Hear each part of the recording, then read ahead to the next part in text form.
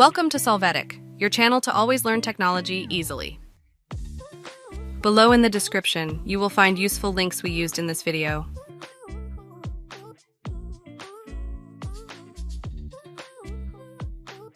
Today at Solvetic, we will see how to know how much RAM you have on laptop or PC. To start, we will open the Task Manager from the Start menu. Once it is open, we will click on the Performance section. Here, click on Memory. You can see all the details of the RAM memory installed on your PC or laptop. Hey, remember to subscribe Solvetic channel.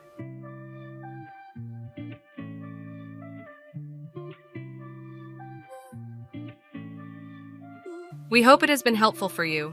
Here are links to watch more videos of your interest and subscribe to the Solvetic channel. Thank you.